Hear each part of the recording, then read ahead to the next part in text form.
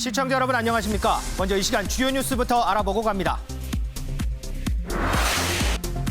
내일부터 코로나 백신 접종이 시작될 아스트라제네카 백신이 전국으로 배송되는 가운데 내일은 화이자 백신이 국내에 들어옵니다. 주무부처인 국토교통부가 사실상 반대 입장을 밝힌 가덕도 신공항건설 특별법이 오늘 오후 법사위에서 논의 예정으로 통과 여부에 관심이 쏠립니다. 종교적 신념이 아닌 폭력 거부 등 비종교적 신념도 양심적 병역 거부에 해당한다는 대법원 판단이 나왔습니다. 국제올림픽위원회가 2032년 하계올림픽 우선 협상지로 호주 브리즈번을 선정함에 따라 서울 평양올림픽 유치가 사실상 무산됐습니다. 그럼 오늘의 프레스룸 큐시트로 먼저 확인해 보시죠. 신현수 사표 속도 조절론을 두고 격론을 벌인 어제 국회 운영위원회, 잠시 후 내용 정리해드립니다. 여야 의원 4명이 하모니를 마쳤습니다. 윤지영 기자의 백브리핑에서 전해드립니다. 축구 스타 기성용과 관련한 논란, 진실게임 양상으로 흐르고 있습니다. 상황 짚어드립니다. 언제나 활기차게 시작하는 프레스룸, 지금 출발합니다.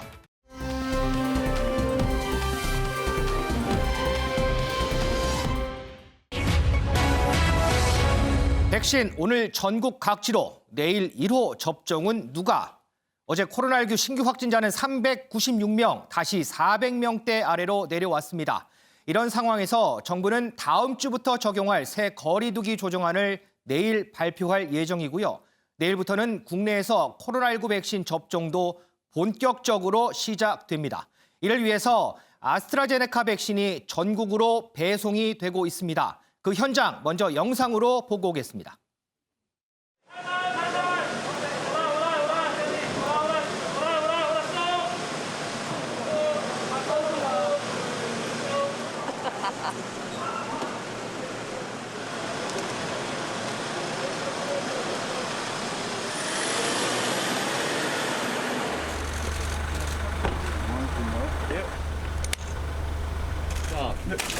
이쪽 앞쪽에다가 먼저 들어갈게요.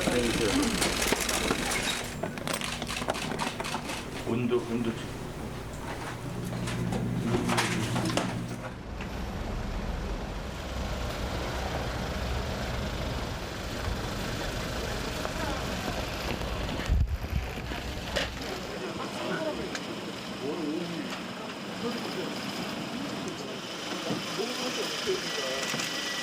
간절한 마음으로 일상 회복을 바라는 모든 국민의 염원을 담아 정부는 반드시 목표한 시점까지 집단 면역의 꿈을 실현하겠습니다.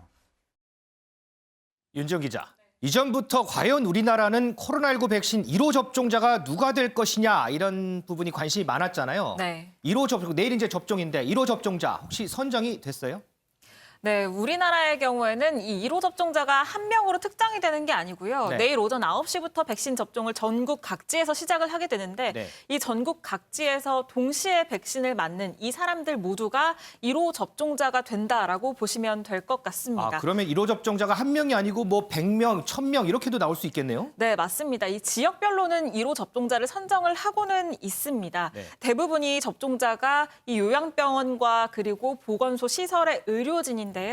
이 다른 나라의 경우에는 1호 접종자를 특정하는 곳들도 있었어요. 뭐 그렇죠. 영국의 경우에는 91세 할머니가 1호 접종자였고 네. 미국은 이민자 출신의 흑인 간호사가 1호 접종자였는데 우리나라의 경우에는 이렇게 1호 접종자를 특정하지 않는 이유, 여기에 대해서 질병청이 정확하게 설명은 하진 않았지만 아무래도 최근에 이 1호 접종자를 두고 정치권에서 공방이 이어졌잖아요. 그런 만큼 어떤 1호 접종자를 한 명으로 특정하기에는 좀 부담이 있지 않았겠느냐라는 해석도 나옵니다. 그러면은 이제 내일 오전 9시부터 동시에 접종을 하면 1호 네. 접종자가 뭐 여러 명 나오잖아요. 네. 우리 국민 모두가 1호 접종자다 이렇게 해석을 부여해도 될까요, 그러면?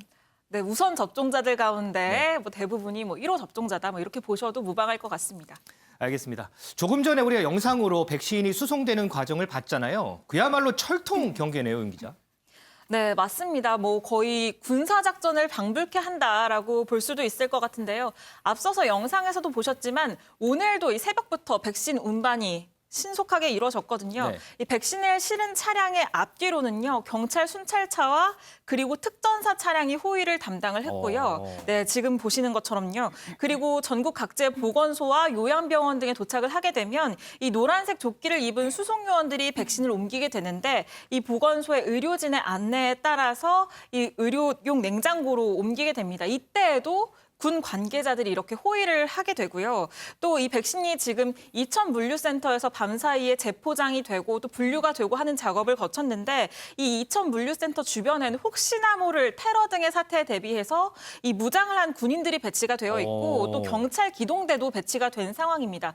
또 화재가 날 수도 있는 상황을 대비해서 소방차까지 지금 대기를 하고 있습니다. 거의 이제 백신이 국빈급 대우를 받는군요. 네, 맞습니다. 김은미 기자. 그러면 이제 제주도는 어떻게 배송이 돼요? 이 내륙처럼 그냥 이 차로 배송할 수는 없는 일이잖아요. 네, 맞습니다. 사실 어제 저희가 이제 전해드린 소식은 일단 국내 공장에서 만든 아스트라제네카 백신을 이천에 있는 물류센터로 잘 운송을 했다까지 전해드렸습니다. 그런데 이 중에서 이천 물류센터에 있는 백신 중에서 약 3,900회 분량이 바로 이 제주도에 할당된 백신이었는데요.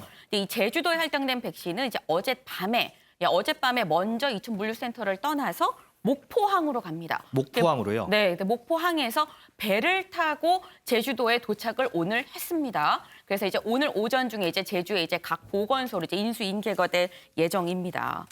그런데 이 배송 과정에서 뭐 문제가 있었다면서요?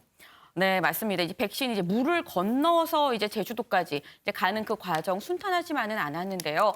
네, 어제 제주행 백신 먼저 물류센터를 어젯밤에 출발을 했다라고 말씀을 드렸습니다. 그래서 물류센터에서 출발해서 목포항으로 이제 가고 있는데 네. 이제 각 그 운송 차량은 이제 중앙 관제센터가 따로 있어요. 이 관제센터가 이 차량 안에 있는 수송 용기 온도를 다 일일이 확인을 하게 됩니다. 관제센터에서. 근데 보니까 아스트라제네카 백신은 영상 2도에서 8도 사이의 온도를 이걸 유지를 해야 되는데 네네. 알고 보니까 이게 1.5도인 걸로 확인이 된 겁니다. 아, 온도가 더 떨어졌군요. 네, 그러니까 그러다 보니까 이제 즉각 해당 백신을 일단 회수를 했습니다. 회수를 하고 이제 물류센터에서 급하게 이제 새로운 백신을 다시 트럭에 실어서 대체 차량을 이제 목포항으로 보냈는데 목포항에서 이제 배가 출발하기 30분 전에 안전하게 잘 그 대체 백신이 그 목포항에 도착을 해서 배를 타고 제주도에 잘 도착을 한 상황입니다. 그러면 그 문제가 있었던 그 백신은 어떻게 되는 거예요? 폐기해야 되는 거예요? 네, 사실 그 점이 가장 궁금한데요. 일단 질병청은 해당 백신을 폐기할지 여부에 대해서 나중에 추후에 다시 밝히도록 하겠다라고 얘기한 상태입니다. 아, 아직 결정은 안 됐군요. 네.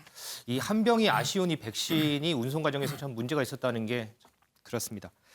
이동석 기자, 네. 화이자 백신은 이제 내일 들어오잖아요. 그런데 이 화이자 백신은 아스트라제네카 백신보다 이 수송 온도 맞추기가 더 까다롭지 않아요?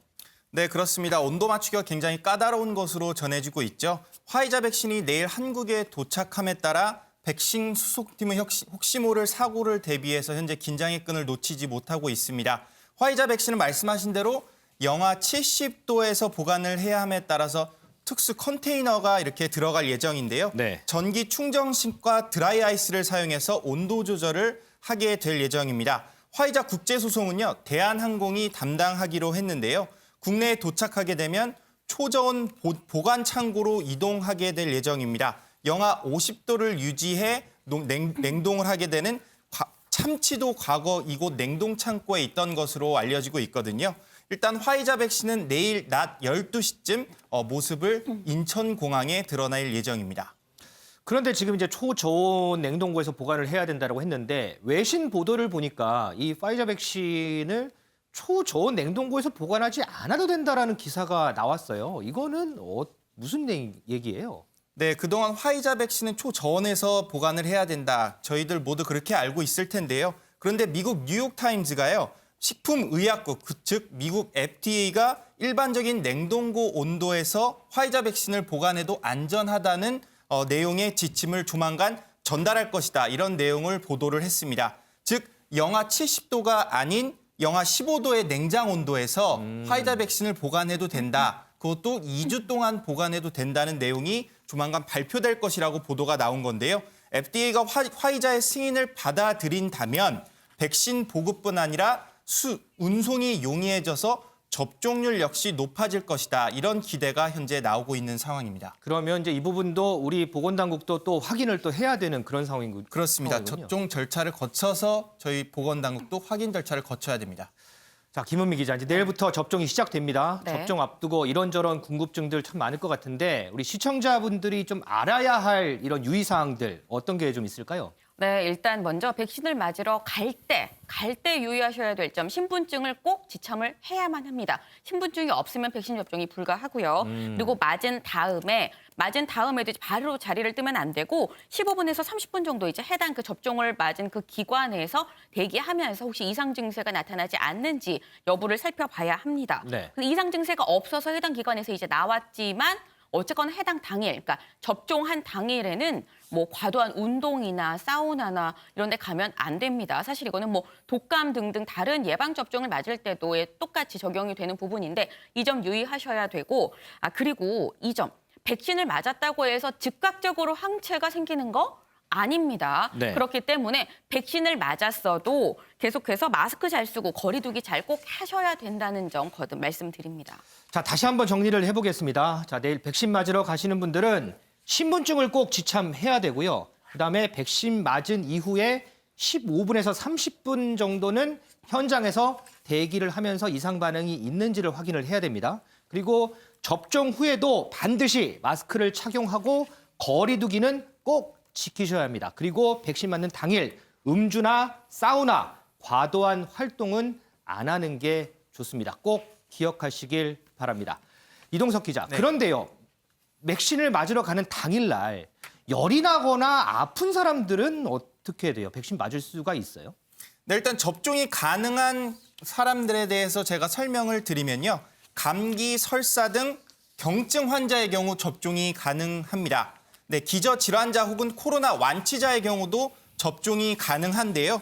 일단 고열이 있거나 급성질환 혹은 혈장 치료를 받고 있다면 접종하는 거를 다시 한번 생각해 보셔야 될 것 같습니다. 고열이 있으면 안 되는군요. 그렇습니다. 접종을 연기해야 하는데요. 일단 임산부와 만 18세 미만 그리고 중증 알레르기 질환을 갖고 있는 사람은 접종에서 이번엔 제외가 됐습니다. 그러니까 37.5도 이상의 고열이 나면 일단 백신은 안 맞는 게 좋다. 그렇습니다. 그런데 김은미 기자, 혹시나 백신 맞고 혹시나 부작용 생기면 어떻게 해요? 네, 맞습니다. 그렇게 걱정하시는 분들 상당히 많을 것 같은데요. 그래서 정은경 질병청장이 이렇게 얘기했습니다. 정은경 청장 얘기 같이 들어보고 오시죠. 예방접종 후 이상 반응 발생 및 조치를 위해서 모든 접종 완료자는 예방접종 후에 15분 내지 30분은 접종 기간에 머물러 이상 반응 발생 여부를 관찰하고 귀가 후에도 적어도 3시간 이상은 주의 깊게 관찰하는 것이 필요합니다. 발열, 피로감, 두통, 근육통, 메스꺼움, 구토 등의 전신 증상이 나타날 수 있으나 이와 같은 예방접종 후에 흔히 나타나는 이상 반응은 대부분 수일 내에 증상이 사라지게 됩니다. 질병관리청은 감염병 예방법 71조에 근거하여 예방접종 후에 불가피하게 발생하는 이상 반응에 대한 국가 보상 제도를 운영하고 있습니다. 네, 지금 들어보셨는데 이렇게 얘기합니다. 뭐 발열, 두통, 피로감 등등은 그러니까 뭐 굳이 코로나 백신뿐만이 아니라 다른 예방 접종에서도 흔히들 나타나는 그런 반응이기 때문에 네. 이런 건 이제 수일 안에 없어진다.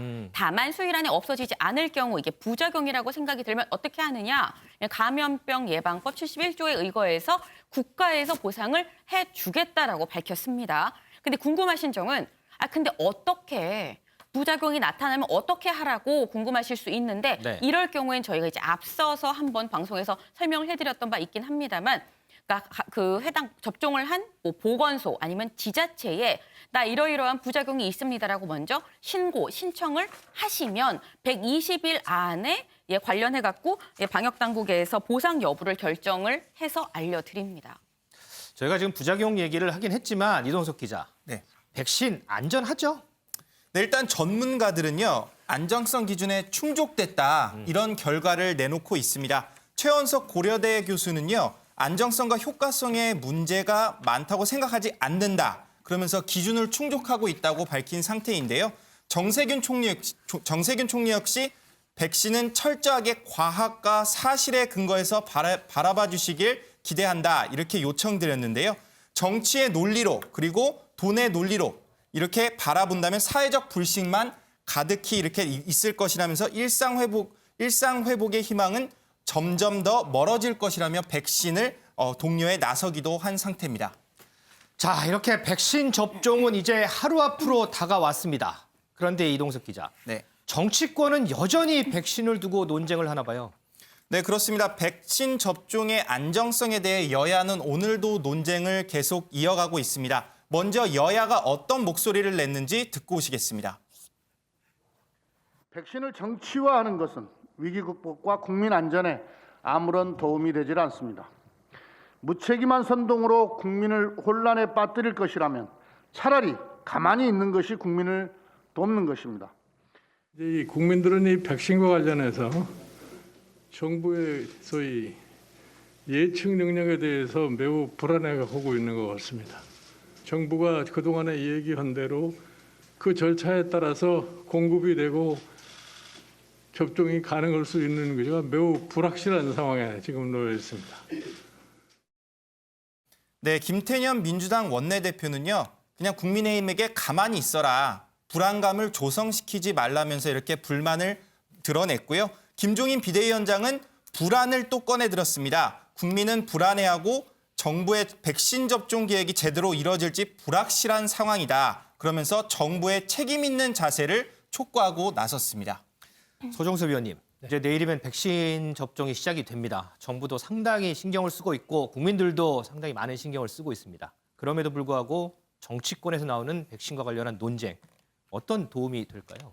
뭐 별 도움이 안 되죠. 결국 지금 상황에서는 이제 어떤 안전에 대한 문제와 위기 관리의 두 가지 측면이 있을 겁니다. 지금 주로 얘기되는 것은 이제 안전에 대한 거죠. 네. 혹시 있을지 모를 부작용에 어떻게 대처해야 되는가에 대한 부분이 지금 여러 보도된 그런 내용들이고, 두 번째 부분은 상대적으로 얘기가 안 되고 있는데 저는 이것도 굉장히 중요하다고 생각하는 것이, 과거 이제 외국의 사례 같은 걸 보면 네. 백신 접종 대상자가 아닌 사람이 중간에 어떻게 끼어들어서 백신을 맞았다든지 네. 이런 경우들이 종종 생기지 않습니까? 뭐 새치기도 하고 뭐 그러죠. 그렇습니다. 그렇기 때문에 우리나라도 이제 본격적으로 백신 접종이 시작이 되면서 그런 일이 발생할 수가 있거든요. 어떤 뭐 유력한 인사라든지 아니면은 대상이 아니지만 옆에 있기 때문에 그냥 끼어들어서 같이 맞는다든지 네. 이런 일이 한두 개라도 생기게 되면은 이 백신 접종의 이 시스템에 대한 신뢰도가 굉장히 또 문제가 되거든요. 네. 그러니까 안전성 부분은 사실 이건 과학의 영역이기 때문에 지금 우리나라 국민들 같은 경우 거의 93% 정도가 맞겠다라고 지금 얘기를 하고 있고, 그 얘기는 그만큼 백신의 안전성을 신뢰하고 있다라는 얘기거든요. 네네. 그렇기 때문에 그 문제가 크게 문제될 것 같지는 않기 때문에 사후 관리적인 측면에서 여러 가지 아까 얘기했던 안전조치 이런 것만 잘 지키면 될 것 같고, 그에 더해서 그 대상자들에 대한 철저한 관리, 이것도 굉장히 중요하다라는 그렇죠. 말씀을 제가 좀 강조를 하고 싶습니다. 내일 오전 9시부터 전국에서 일제히 백신 접종이 시작이 됩니다. 내일 프레스룸 시간에서 백신 접종하는 모습 전해드릴 수 있을 것으로 보입니다. 이 백신 접종으로 또 한 번 분주해질 분들이 있습니다. 바로 의료진들인데요. 최근에 코로나 사태 발생 400일을 맞아서 대한간호협회에서 수기집을 냈는데 거기에 담긴 사진이 마음을 울립니다. 김은미 기자. 네. 제 뒤에 이제 사진이 한 3장 정도 있는데 저는 그중에서 좀 이 사진이 가장 눈에 띄더라고요. 네. 부르터서 이렇게 손이 다 까진 이 사진. 간호사 손이죠? 네, 맞습니다. 사실 저도 지금 말씀하신 것처럼 저 간호사들 다른 사진들 중에서도 저 손이 가장 마음에 좀 남았는데요. 그래서 저 손의 주인공이랑 직접 한번 연락을 해봤습니다. 네. 예, 먼저 얘기 들어보고 오시죠. 방호복을 입으면 어쨌든 뭐 장갑도 여러 개 끼기도 하고 땀도 많이 나기도 하고 한 번 쓸어 넘기면은 뭐 머리카락 사이사이에 각질 다 붙어버리니까 신경이 계속 쓰이죠. 많이 아프신 분들에 비하면 별거 아니지만 하루에 뭐 한 2명, 3명씩 계속 돌아가셨으니까 그런 경우에는 아무래도 허탈감도 사실 많이 들고 심리적으로 힘들죠. 왜냐면 저희가 이제 격리병동이다 보니까 뭐 돌아가시게 되면은 수액이나 이런 거 맡고 있는 것들 다 이제 빼드리고 지퍼 잠그고 내보내는 것까지 다 하거든요. 많이 힘들기도 하고 기도 하고요. 거기 계시는 선생님들은 지금까지도 계속 일을 하시는 거잖아요, 사실. 정말 현장에는 많은 간호사분들이 계시거든요. 번아웃 된 분들이 정말 많으세요. 그냥 모든 의료진 분들한테도 너무 감사드리면서 한 번 더 그냥 생각해서 조심하고 그냥 저희를 안 만났으면 좋겠어요. 네, 지금 같이 들어보셨는데 평소에 운동을 많이 해서 손에 이렇게 굳은 살이 있었음에도 불구하고 네. 지금 보시는 저것처럼 이제 손이 완전히 다 이렇게 벗겨져서 쓰라릴 정도로 저렇게 됐다라고 합니다. 근데 네. 저게 이제 소독을 계속하고 몇 겹으로 장갑을 끼고 땀이 차고 하다 보니까 지금 저렇게 된 건데, 근데 몸이 힘든 것보다도 더 힘들었었던 거는 이제 열심히 이제 간호를 하던 그런 분들이 결국 이제 숨져서 이제 세상을 뜨는 모습을 보면 이제 그게 심리적으로 더 너무 힘들었었다. 그리고 특히나 격리병동에 있었기 때문에 격리병동은 이제 뭐 장례하는 분들이 전문 업체에서 와서 해줄 수가 없다고 해요. 그래서 일일이 다 직접 뭐 들으셨습니다만 그거를 다 마지막 정리를 다 했었어야 됐다. 좀 마음이 가장 힘들었다라고 말을 했는데, 그러면서 강조한 부분이 있습니다. 본인은 파견으로 간 거긴 하지만 파견이 아니라 원래 거기에서 지금까지도 계속 묵묵히 일하는 의료진들이 있다라고 얘기를 했는데요. 꼭 코로나 병동이 아니라고 해도 이 코로나를 이기기 위해서 다른 부서, 다른 곳에서도 참 많이 열심히 일을 더 많이 하고 있는 상황이기 때문에 다들 번아웃되고 있다. 그러니까 그분들한테 항상 감사하고 좀 죄송하다라고 얘기를 했는데, 꼭 이 이학도 간호사뿐만이 아니라 아까 저희가 쭉 보여드렸습니다. 이렇게 보면은 다른 간호사분들, 이제 저 손은 이학도 간호사의 손이고 보면 이렇게 얼굴에 밴드를 많이 붙인 그런 분들도 있고요. 네. 저게 이제 보호 장비를 써서 그런 거잖아요. 네. 그리고 지금 보시는 저 모습은 지금 잠깐 점심시간이에요. 그러다 보니까 그 컵라면 이렇게 갖고 왔는데 잠깐 통화를 하는 거죠. 근데 그 등에 젖은 땀 모습, 이런 모습들이 다 사실 이 대한간호사협회가 그제 23일 날 발간한 코로나와의 400일 사투라는 이 수기집에 있는 그런 사진들입니다. 저희가 다 뭐 그 모습을 보여드릴 수는 없는데, 지금 이 시간에도 고생하는 의료진 분들 정말 얼마나 많겠습니까? 감사하고 또 응원한다는 말씀 프레스룸에서 드립니다. 제대로 된 식사를 할 시간이 없어서 이 비닐봉지에 이 컵라면을 담아서 이렇게 어깨에 메고 가는 모습이 참 눈에 띕니다. 지금은 많이 언급되진 않지만요. 한때 이런 수어가 유행이었습니다.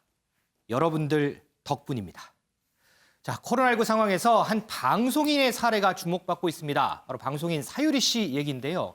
김은미 기자. 네. 이 사유리 씨가 한 커피 전문점을 방문했다가 출입이 거부됐다고 하는데 이게 어떤 상황이에요? 네, 사실 이 방송인 사유리 씨의 얘기는 저희가 자발적 미혼모로 이제 몇 번 말씀을 드렸었는데, 이 사유리 씨가 알고 보니까 그제 이제 지금 현재 살고 있는 아파트 지하에 불이 나서 급하게 좀 대비를 해야 되는 상황이 발생을 했었다라고 합니다. 그래서 급하게 이제 아이를 데리고, 지금 보시는 저 아이인데 너무 귀엽죠? 저 아이를 데리고 이제 인근에 있는 커피숍으로 대피를 했는데 너무 경황 없이 집에서 나오다 보니까 뭐 휴대전화, 신분증 아무것도 없이 이제 커피숍에 가게 됐습니다.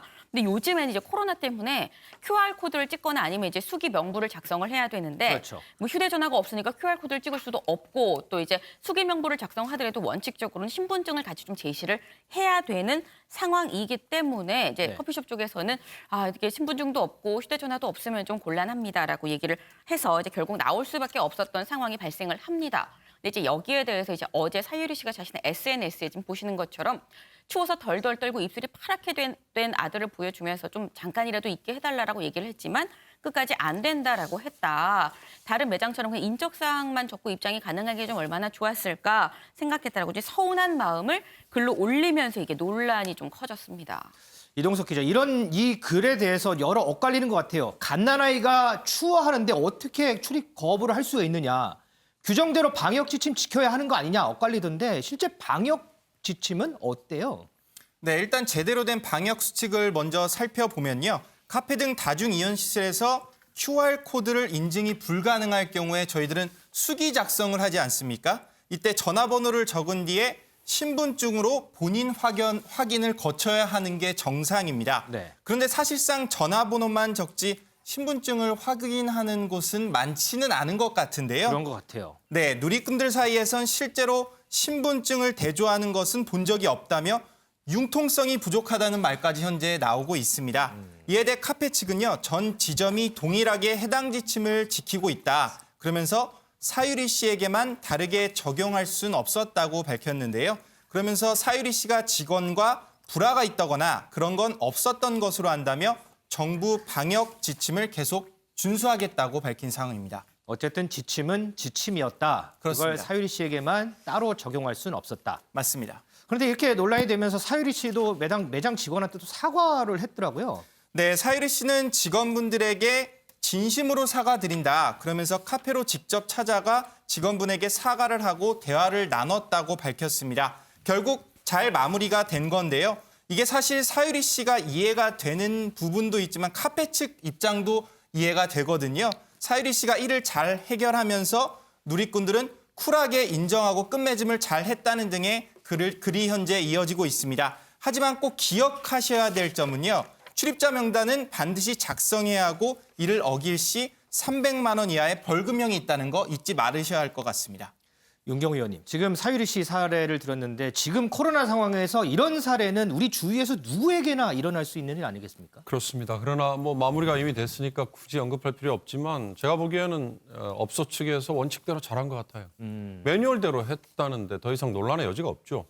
아무리 아이가 추워 보인다 점점점 했지만 나중에 그걸 책임질 수 있는 위치에 있는 사람이라 하더라도 네. 규정대로면 300만 원의 벌금인지 과태료인지를 물어야 된다니까 이건 저 방송인이 스스로 즉각 사과를 했다니까 제가 보기엔 더 이상 논란의 여지가 없고요. 네. 이런 경우에 왜 현장에서 융통성을 발휘하지 않느냐라고 얘기하다 보면 분명히 구멍은 뚫리게 돼 있습니다. 매뉴얼이라고 영어 표현입니다만 원칙대로 그리고 규정대로 해야 되는 게 방역의 구멍을 오히려 막는 거다. 저는 사유리 씨가 문제 제기했다가 나중에 덮는 이 과정이 오히려 더 적절해 보여서 이런 것까지 다루나 이런 생각을 하시는 분들도 있을지 모르지만 오히려 원칙대로 규정대로 해야 된다는 걸 경각심을 일깨워준 사례가 아닌가 싶어요.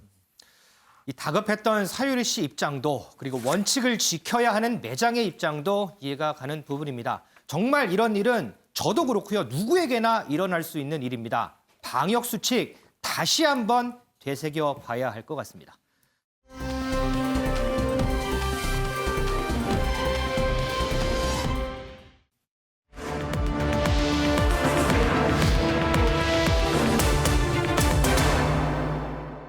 윤지영 기자, 네. 여야 의원 누가 노래를 불렀어요? 네, 가창력을 뽐낸 주인공들 바로 이 4명입니다. 아. 이 장제원 국민의힘 의원, 허은하 의원, 그리고 더불어민주당의 이모경, 정청래 의원인데요. 여당 2명, 야당 2명 이렇네요. 네, 맞습니다. 여야 각각 2명씩 4명이 모여서 부른 노래 바로 전인권 씨가 지난 2004년에 공개한 걱정 말아요 그대입니다. 음원 들어봤죠? 네. 어떻게 노래 잘 하던가요? 네, 정식 출시는 다음 달 1일인데요. 시청자 여러분들도 좀 궁금하실 것 같아서 제가 미리 입수를 해봤습니다. 네. 여야 의원들 노래 실력 어떤지 한번 들어보실까요? 그대여 아무 걱정하지 말아요. 그대 아픈 기억들 모두 그래요. 지나간 것은 지나간 대로 후회 없이 사랑했노라 말이에요. 그대 힘든 얘기들 모두 그대여.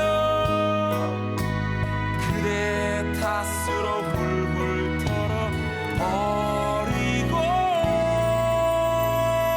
이다 함께 노래합시다. 후회 없이 꿈을 꿨단 말이에요. 네, 사실 기대를 크게 하지는 않았었는데 네. 음원을 막상 들어보니까 노래를 너무 잘해서 저도 깜짝 놀랐습니다. 제가 이게 목소리 막 높이는 것만 들었는데 실제로 들어보니까 정말 목소리가 좋네요. 네, 맞습니다. 그런데 재미있는 점은요. 이 걱정 말아요 그대가 수록된 4집 앨범 네. 이름이요. 전인권과 안 싸우는 사람들입니다. 여야 대표 공격수들이 모여서 이 전인권과 안 싸우는 사람들의 타이틀곡을 함께 불렀다는 게 저는 좀 아이러니하게 느껴져서 재미있더라고요. 그런데 이 네 분이 어떻게 모였을까요? 이제 국회에서 막 으르렁대다가 우리 한번 노래 한번 해볼까? 뭐 이렇게 해서 기획이 된 건가요? 네, 이번 프로젝트는 한국음반산업협회가 지난해 10월부터 기획을 한 프로젝트입니다. 이 4명의 의원 어떻게 선정이 된 건지 저희가 관계자 이야기 들어봤습니다.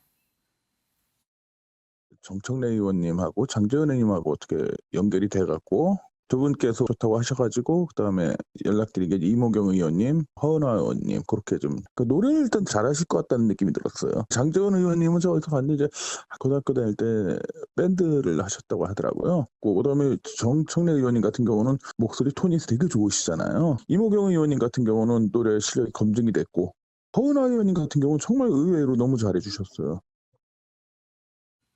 근데 이 사진 보니까 시간 내서 이제 한 녹음실에 같이 모여서 이렇게 같이 노래한 것 같은데 네. 녹음실에서는 어떻다 그러던가요? 네, 아무래도 이 정청래 의원과 장제원 의원 어떻게 본다면 좀 대표적인 앙숙 관계잖아요. 그래서 평소에 굉장히 가열찬 설전을 벌여왔는데 저희가 일단 과거 영상 한번 준비해봤거든요. 영상 보고 이어가겠습니다. 여성 후보가 유리하지 않겠느냐. 정 문제 때문에 보궐선거가 벌어지기 때문에 여성 후보가 유리할 것이다라고 얘기합니다. 민주당에서 그런 얘기를 해요. 참 부끄럽지 않을까요? 장제원 의원이 미리 선기뉴스를 했어요.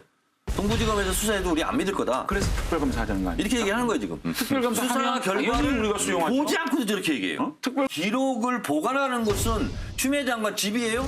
아니 국방부잖아요. 아니 그런데 아니 그 문제는 국방부가 책임질 아니 그게 추미애 장관이 따지냐고. 그렇지 않죠. 국방부한테 뭐라.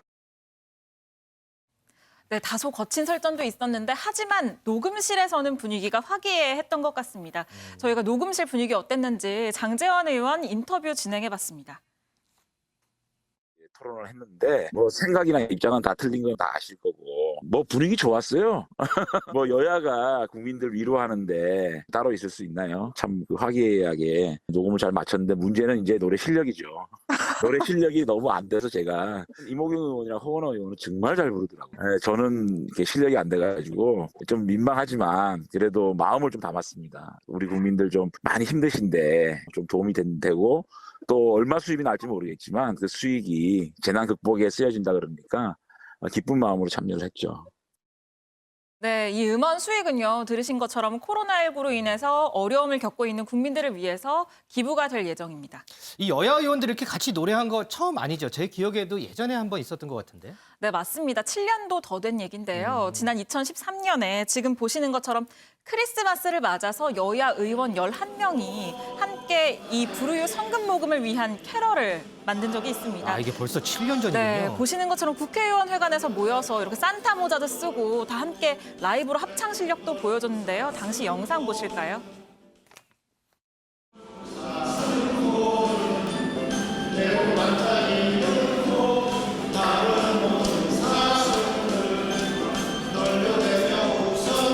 크리스마스를 맞이해서 여야가 국정 운영의 파트너다 또는 동반자다는 그런 어떤 마음으로 국민들께 희망과 꿈을 안겨주는 그런 시간들이 되었으면 좋겠습니다. 고맙습니다.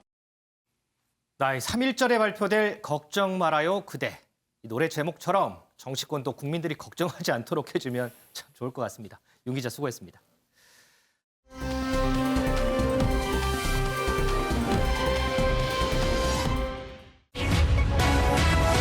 김치를 파오 차이로 청와대 청원까지 함소원 문매.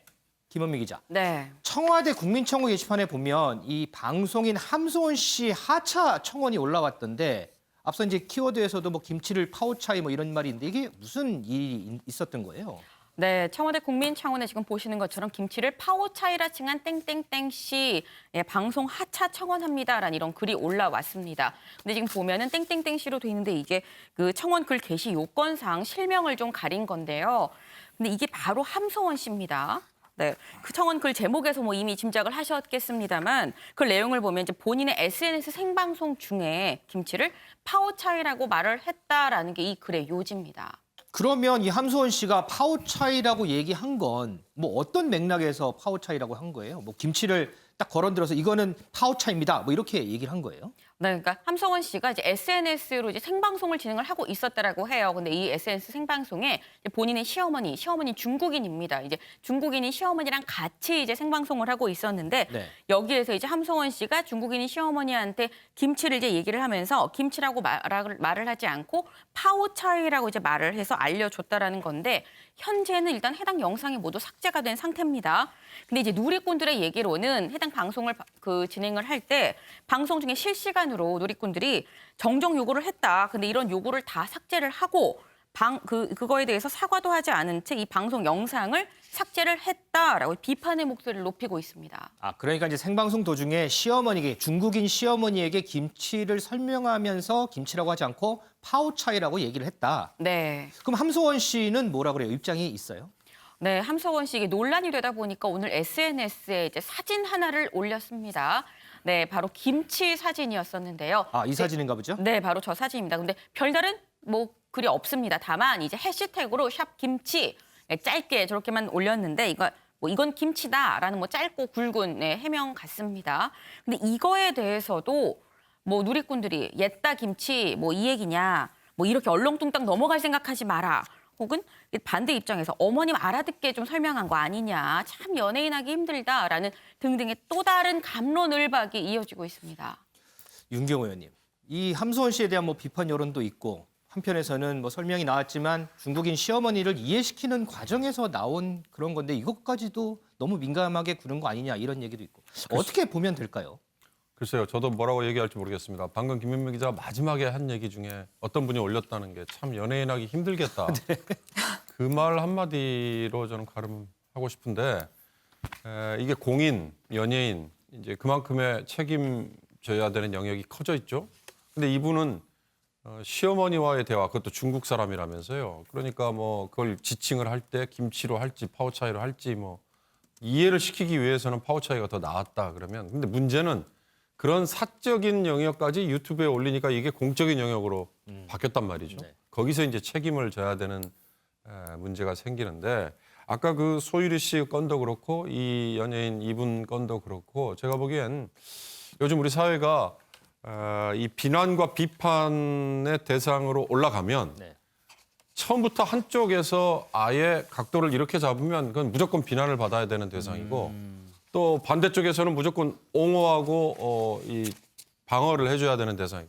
그렇게 나뉘지 말고요. 이런 사안이 이렇게 도마 위에 올라오면 이렇게 반대편에서 볼 수도 있구나라는 그런 기회로 한번 삼아보면 어떨까. 그렇지 않으면 우리 사회가 너무 한가하지 않습니까? 어느 연예인이 시어머니하고 한 얘기인데 이거 가지고 청와대에 지금 청원까지 올린다. 이런 정도로 한가할 일은 아닌 것 같아요. 제발 역지사지 할 수 있는 기회로 한번 삼아보시면 어떨까 저는 그런 얘기만 제안 드리고 싶습니다. 자, 이 외국인을 이해시키는 차원이었나 아니면 인식의 문제였나? 시청자 여러분들은 이번 주제에 대해서 어떻게 생각하십니까?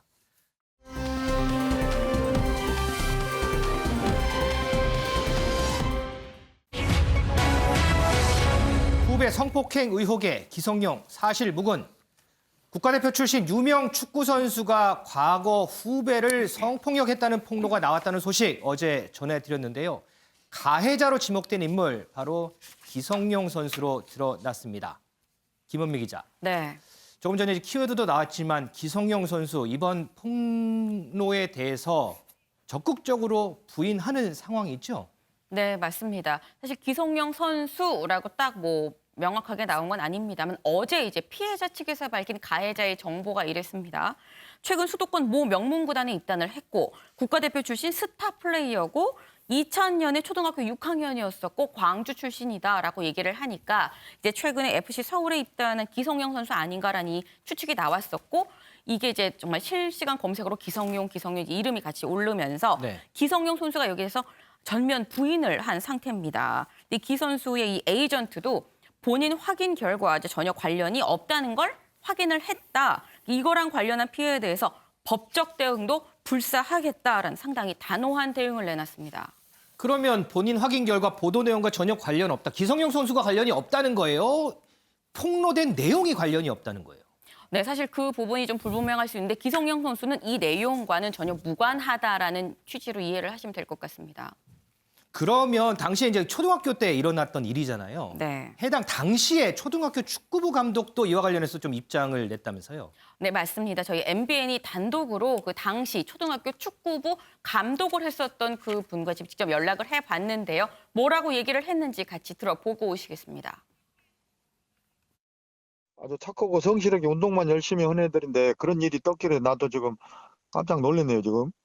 저그들만 자는 것도 아니고 코치랑 전부 같이 생활을 해놔서 그런 일이 있을 수가 없는데 거의 초등학생이 이제 상식적으로 거의 있을 수 있는 일이냐고요, 거의. 중학생이다면 모를까. 예, 초등학생들이 시킨 대로 막 열심히 운동밖에 모르는 애들이었거든요. 성실한 애들이었어요. 성룡이 오고 통화해보고 뭔 일이냐. 그러니까 성룡인 것 같아서. 예, 그러니까 지도 참 미치겠다 그 말이에요. 또 그 주위에 있는 그 선후배들 열이 전화를 해보니까 전혀 아들도 대체 모르고 아이고 참. 네, 학생이란 코치가 그 당시에 다 같이 생활을 했기 때문에 일어날 수가 없는 일이다. 초등학생이 그렇겠느냐. 내가 기성용 선수하고도 지금 통화를 해봤는데 본인도 미치겠다라고 말했다라는 얘기입니다. 그런데 이제 이 당시에 이 감독뿐만 아니고 당시에 축구팀 동료들도 이 반박 주장에 힘을 실더라고요. 네, 맞습니다. 같이 축구를 했었던 초등학교 축구단에 같이 있었던 이 동료가 얘기를 하기로는 큰 방 2개에서 이제 수십 명의 선수들이 지냈다 때문에 알아채지 못할 가능성이 상당히 낮은 환경이었었고 만약에 그런 일이 있었다면 인기척이 있었을 거고 친구들이 대응하지 않았겠느냐라고 부인을 하는 취지로 얘기를 했습니다. 자, 기성용 선수 11년이라는 긴 시간 동안 유럽 도전을 마무리하고 지난해 국내에 복귀해서 많은 관심을 받았었죠. 부상 탓에 많은 경기에 나올 수는 없었는데 절치부심 올 시즌에 활약을 예고하고 있습니다. 소정세 위원님, K리그가 이제 다 이번 주말에 개막을 합니다. 기성용 선수 심적으로 참 큰 부담이 있지 않을까요? 저런 일 겪으면은 뭐 엄청난 부담이죠, 사실은. 일단 뭐 사실관계 여부는 조금 더 지켜봐야 될 텐데 그런 것을 떠나서 기성용 선수로서는 유럽 생활을 정리하고 또 최근 뭐 1, 2년간 굉장히 좀 어려운 시기를 보냈잖아요. 슬럼프 시기를 보내면서 지난해 7월에 FC 서울로 다시 돌아와서 이제 국내에서 제2의 어떤 축구 인생의 좀 전성기를 열어보겠다. 이런 각오를 가지고 돌아왔는데 저런 논란에 일단 휘말리게 되면은 뭐 모든 부분들이 다 헝클어지지 않습니까? 그렇죠. 네, 그러니까 사실관계가 일단 좀 빨리 확인이 돼서 정리가 좀 돼야 될 것 같고요. 그에 맞는 후속 여러 가지 조치들이 좀 취해져야 되지 않을까 하는 생각이 듭니다. 김원민 기자, 그런데 이런 상황에서 이 피해를 주장한 사람들이요, 2명이잖아요. 이 사람들한테 또 다른 주장이 제기가 됐더라고요. 네, 맞습니다. 이번 일이 논란이 되면서 이제 과거 앞서 말씀을 드렸었던 것처럼 같이 축구팀에서 그 운동을 했었던 동료들이 이제 하나둘 입을 열고 있는데요. 네. 이 동료들의 얘기로는 이런 얘기가 있습니다. 피해자라고 주장한 그 두 사람이 오히려 중학교 3학년 때 후배들한테 강압적인 성폭력을 가했다. 그래서 그 사건 때문에 이 두 사람이 강제 전학 조치를 되고 당시에 감독도 징계를 받았던 바 있다. 그리고 그 두 사람 중에 한 명의, 그러니까 나는 피해자다라고 얘기를 하는 두 사람 중에 한 명의 아버지가 당시 어떤 프로축구단의 임원이었었는데 그 일로 인해서 해고까지 됐었던 일이 있다라고 얘기를 했습니다. 이뿐만 아니라 온라인 커뮤니티에도 또 다른 글이 올라왔습니다. 그러니까 이 기성용 선수한테 피해를 당했다고 주장한 이 사람들에 대해서 그 사람들이 오히려 나한테 학교 폭력을 가했다라는 이런 글인 건데요. 뭐 글 자체는 익명이긴 하니까 그래 뭐 진위 여부에 대해서는 다시 또 논의를 해봐야 되긴 합니다만 본인들이 그 피해자라고 말한 당신들 저랑 제 친구들한테 했던 만행 생각하십니까? 당시 뉴스 기사로도 나왔었습니다라고 얘기를 했습니다. 그래서 당시 뉴스 저희가 한번 찾아봤는데 2004년도에 이제 한 유소년 그 축구팀에서 중3 학생들이 후배들한테 성추행을 한 사건에 대한 보도가 있었습니다. 그 사건의 당사자가 이분인지는 모르지만 어쨌든 그런 보도는 있었다. 네, 맞습니다. 그러니까 이제 피해를 주장하다가 갑자기 가해자로 다시 또 지목이 되는 상황이네요. 네, 그렇죠. 그러면 이 당사자 또는 뭐 변호인 뭐 입장은 있어요? 네, 이제 최초 이제 본인들이 기성용 선수로 추정이 되네. 기성용 선수한테 뭐 피해를 당했다라고 얘기하는 이 두 사람에 대한 변호인 측에 대해서 저희가 어제 오늘 계속해서 정말 수십 번 여러 방면으로 연락을 취해보고 있는데요. 연락이 닿지 않고 있는 상태입니다. 근데 최초 피해 사실을 공개한 그 보도 자료를 낸 이후에 지금 계속 연락이 안 되고 있습니다. 연락이 안 되고 있다. 네. 이동석 기자. 네. 그런데 기성용 선수 말고 또 한 명이 폭로가 됐더라고요. 이 최욱인 출신의 현 국회의원. 과거 감독 재직 시절에 폭행을 했다. 뭐 이런 의혹도 또 나왔어요. 네, 그렇습니다. 이번에는 국회의원의 폭행 사실을 밝혀달라는 청와대 청원이 게시글이 현재 올라온 상태입니다. 바로 이모경 국회의원을 겨냥한 것으로 보이는데요. 해당 글에는 국가대표 출신 여성 현직 국회의원이 과거 감독 시절 선수를 폭행해 심각한 상처를 남긴 일이 있었다. 이런 내용이 포함이 됐습니다. 그러면서 협회 차원에서 대질 질문과 사진 자료까지 확인을 했지만 동료 체육인들의 로비로 당시 언론 보도를 막았다고 이렇게 주장을 했는데요. 일단 이 글에서는 실명이 거론되지 않았습니다. 하지만 현역 국회의원, 여성 국회의원 중 지도자 경력이 있는 인물은 이모경 의원뿐이거든요. 지난 2008년 당시 서울시청 여자 핸드볼 감독을 역임한 바 있습니다. 임 의원은 현역 시절 여자 핸드볼 세계 최고 선수로 유명했는데요. 그렇죠. 지난 총선에서 민주당 영입 인재로 발탁돼 체육계에 권위를 세우겠다며 국회의원에 당선됐습니다. 그런데 이모경 의원은 억울하다 이런 입장이라면서요. 네, 이모경 의원은 폭행 의혹을 전면 부인하면서 억울하다는 입장을 내고 있는 상황입니다. 임 의원은 논란이 불거지자 적극 대응에 나섰는데요. 먼저 임 의원의 발언 듣고 오시겠습니다. 어떻게 좀 생각을 하시는지 이건 이거 대한체육회 징계 정보 시스템 있잖아요. 네네. 그래서 이름 통은 바로 다 나오니까 한번 확인해 보세요. 징계 내용이 전혀 없고 그러면 직접 확인 한번 해보시고 그러고 나서 얘기하시죠. 여성 첫 감독이었기 때문에 신고가 들어왔다라면 강하게 이거에 대한 저한테 반박이 들어왔을 거예요. 선수들하고 그러한 뭐 어떠한 장난을 할 수도 있었겠지만 39년이라는 시간 동안 선수들에게 매를 들어서 훈육을 한번 해본 적이 없는데 내가 진짜 어떠한 걸 했었나라는 생각도 한번 해보게 되고 제 자신을 다시 한번 돌아보게도 되고 마음이 아픈 거밖에 없더라고요. 스승과 제자 사이에서 흠집을 내려고 누군가가 또 이렇게 악의적으로 하는 것 같기도 하고 내가 더 나서야 되나 뒤로 물러야 되나라는 생각도 한번 하게 되더라고요. 네, 임 의원은 제3자가 올린 것 같다면서 과거 선수와 지도자를 떠나 가족처럼 이렇게 편하게 지냈다고 주장을 했는데요. 또 39년이라는 시간 동안 선수들에게 매를 들어 훈육을 한 번도 해본 적이 없다. 그러면서 법적 대응에 대해선 일단 신중한 입장을 밝힌 상태입니다. 윤경 의원님, 지금 학교 폭력 관련해서 이 폭로가 한 2주 정도 계속 진행되고 있는 것 같은데 언제부턴가 이게 아니면 말고식의 폭로 양상으로 가는 것 같아요. 그렇습니다. 이게 만약 고소고발이면 무고죄 적용이 될 수 있겠죠. 그러니까 당사자가 상대에 대해서 명예훼손으로 사실 오히려 더 다른 법적인 책임을 물을 수가 있을 텐데 지금은 이제 무고죄는 불가능하더라도 만약에 사실이 아닌 경우 명명백하게 드러난다면 명예훼손으로 오히려 이제 상대에게 문제 제기를 할 수는 있을 겁니다. 네. 앵커가 얘기한 대로 지금 2주일 전부터 현역 배구 선수로부터 시작해서 다른 종목으로 번지고 방금 우리가 다뤘습니다만 기성용 선수 그리고 이제 지도자를 거친 현역 국회의원까지 이렇게 나온다. 이건 정말 우리 사회에 부끄러운 단면인 것만은 분명해요. 사실 여부를 떠나서 스포츠계에 그동안에 관행처럼 있었던 일 이거에 대해서 그냥 넘어갈 수 있는 문제냐 아니면 지금부터라도 뭔가 매듭을 지어야 되는 조치가 있어야 되는 거냐. 엘리트 스포츠의 이 성적 지상주의 뭐 이런 것 때문에 생기는 문제냐 아니면 감독이나 코치가 이걸 방관을 했다든지 아니면 뭐 어떤 분들은 또 가정교육의 문제 아니냐 뭐 이런 얘기도 하는데요. 제가 보기에는 명백한 피해자가 있는 경우는 그 피해자가 인격적인 모욕을 당한 거에 대해서 평생 잊지 못하고 있다. 예를 들어서 상대가 악마적인 모습을 보였다든지 아니면 가학적인 성향을 보였다든지 이런 경우는 피해자 잊을 수 없는 거 아니겠습니까? 그렇죠. 그런 경우는 분명히 1대1로도 사과와 반성 그 절차를 거치지 않고는 그냥 넘어가기는 어려울 것 같다. 이게 공적인 공인의 경우는 책임을 져야 되는 문제가 있으니까 일단은 부인하고 나중에 규명을 하고 뭐 이럴 수 있는데요. 본인이 가해자가 기억을 하고 그다음에 피해자가 누군지를 알고 있다면 그건 주저없이 사과를 하고 반성을 해야 매듭이 지어질 수 있다라는 생각이 듭니다. 잠깐 언급이 나왔지만요. 이 폭력이라는 것이 피해자 입장에서는 잊을 수 없는 악몽과 고통일 테고요. 반대로 무고한 폭로는 가해자로 지목된 사람에게는 억울함이 될 겁니다. 시시비비 잘 가려야 할 것 같습니다.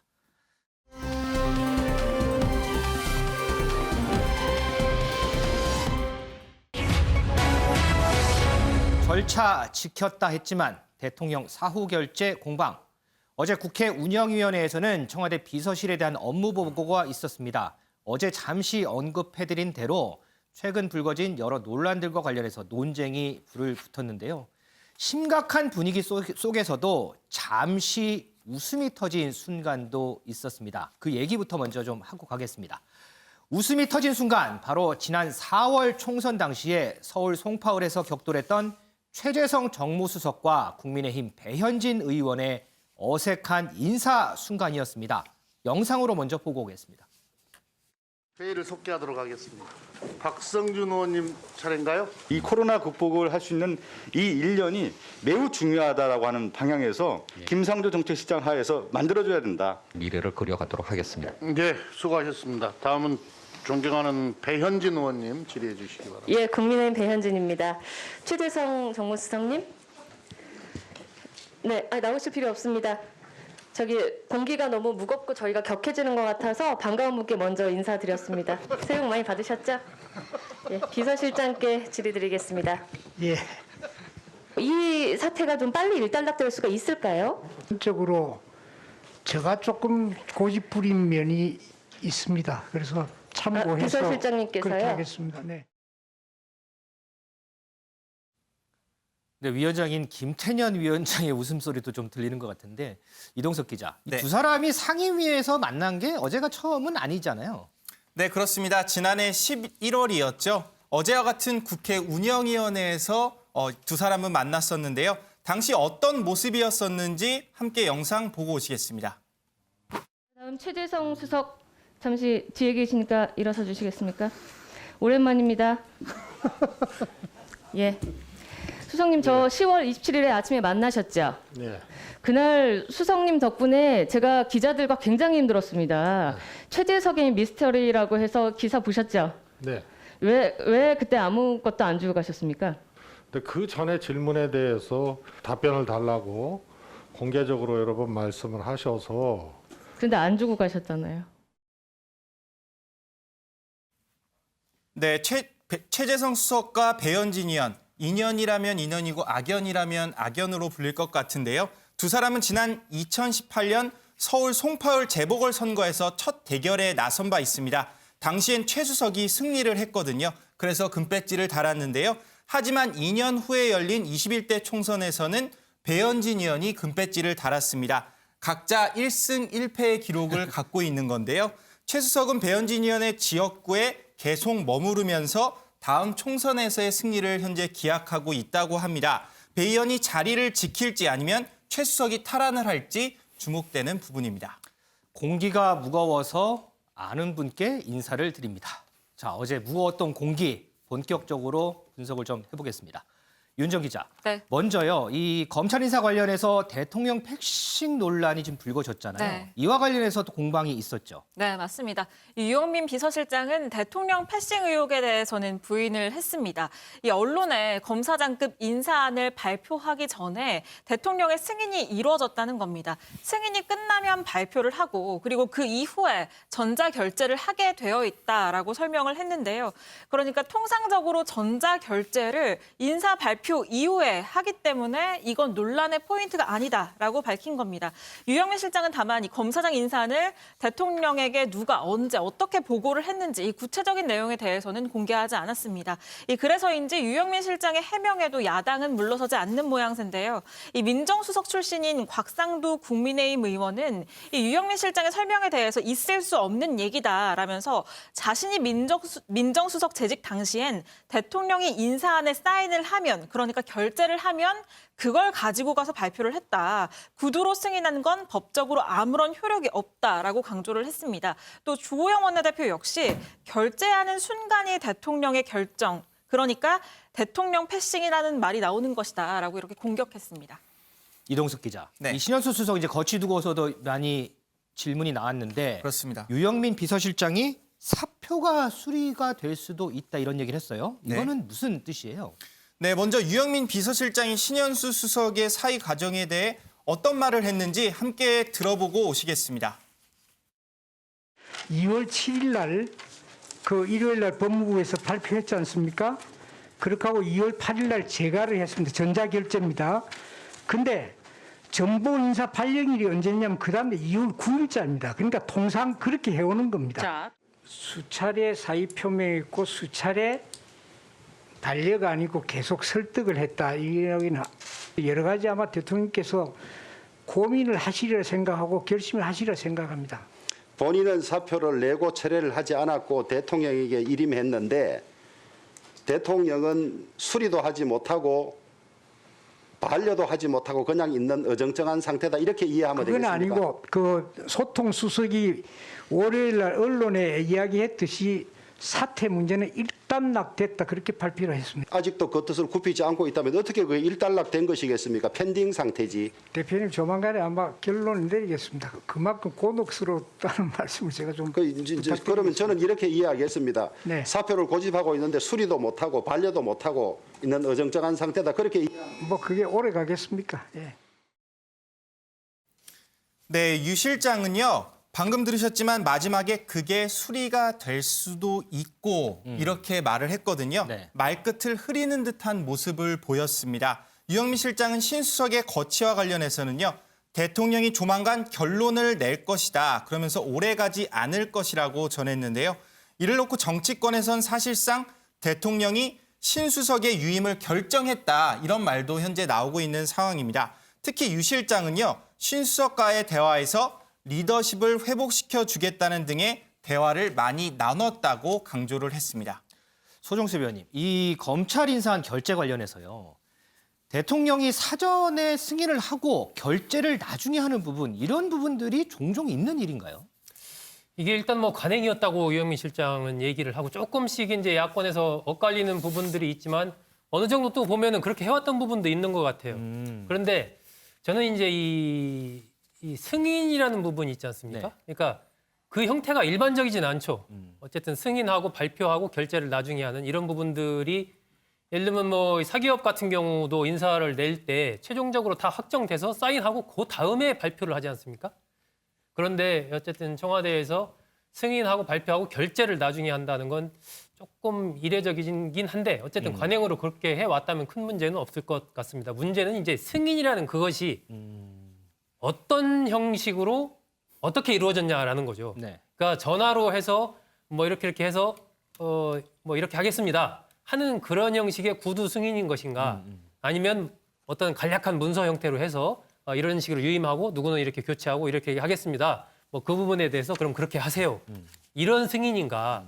그거에 따라 조금 다를 수가 있을 것 같거든요. 전화상으로 우리가 얘기할 때면 그 부분이 정확하게 상대와 정확하게 그게 인지하는 정도가 서로 다를 수가 있어요. 대면을 안 하니까. 그렇습니다. 그러니까 그 어떤 형식으로 승인이 이루어졌는가 이런 부분에 대해서 아직 밝혀진 바가 없기 때문에 조금 그런 부분에 의문이 제기가 되는 것 같고 이번 과정에서는 더군다나 그 인사안을 두고 민정수석의 생각과 장관의 생각이 좀 달랐던 부분이 계속해서 노출이 되고 있기 때문에 아마 그 부분에 대한 여러 가지 의문이 계속 제기가 되는 것 아닌가 싶습니다.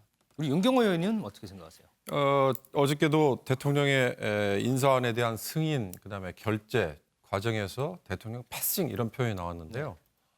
자, 정부 부처의 1급 정도 인사에 해당되는 거거든요. 이번에 이 검찰 내에 서울중앙지검장, 그다음에 검찰국장, 기타 몇 자리 1급 정도의 인사에 대통령이 일일이 다 승인을 하고 결재를 해야 되는 게 맞는 거냐? 이건 아마 전임 정권에서 이미 집권을 해본 야당도 다 알 겁니다. 지금 시청자 여러분들도 한번 생각해 보십시오. 검찰 인사이기 때문에 많은 분들이 관심을 가져서 그렇지 다른 부처의 1급이나 아니면 국장급 인사, 실국장 인사를 그렇게 세세하게 다 관심 있게 알고 계시지 않거든요. 그럼 국민들이 알 필요도 없는 거고 대통령도 역시 마찬가지로 그건 장관들에게 일임을 할 겁니다. 다만 청와대의 입장이 전달은 되는 거죠. 그게 이제 해당 수석을 통해서 되는 건데 이번에는 서울중앙지검장과 법무부 검찰국장 이 두 자리가 가장 관심 대상이다. 이 두 자리에 대해서 조율이 안 됐다. 이걸 신 수석이 개인의 의사가 반영이 안 됐기 때문에 이렇게 사의 표명까지 내는 소동을 벌였다. 이렇게 보기는 어려운 거고 오늘 아침에 어느 매체가 보도했듯이 그거 말고 다른 자리, 뭐 대검 형사부장이라고 언급이 되어 있습니다만 다른 자리 때문에 이견이 있었다. 그렇다 해도 이건 수석이 그렇게 표명을 할 자리는 할 사안은 저는 아니다. 그런 점에서 이건 대통령에게 무슨 뭐 패싱 이런 얘기를 적용하는 거는 별로 어울리지 않아 보입니다. 자, 어제 운영위에서는요, 또 한 가지 이 검찰 개혁과 관련해서 속도 조절론과 관련한 논쟁도 있었습니다. 영상으로 보고 오겠습니다. 검찰 수사권 박탈하는 건 논의가 되고 있다는 게 박범계 장관 그 발언 때문에 이제 촉발이 됐는데 대통령의 의중이 뭐예요? 속도 조절 말씀하시는 겁니까? 속도 조절 이야기는 박범계 장관 그 임명장 받으러 온 날 속도 조절 당부를 했죠. 실장님, 속도 조절 이렇게 말씀하신 건 아니잖아요. 제가 정확한 워딩은 기억 못합니다만은 그러니까 그런 뜻이었다. 지금 실장님 답변이 속도 조절을 해라고 하셨냐에 그렇다라고 답변해버리면 대통령께서 워딩을 그렇게 쓰신 걸로 되잖아요.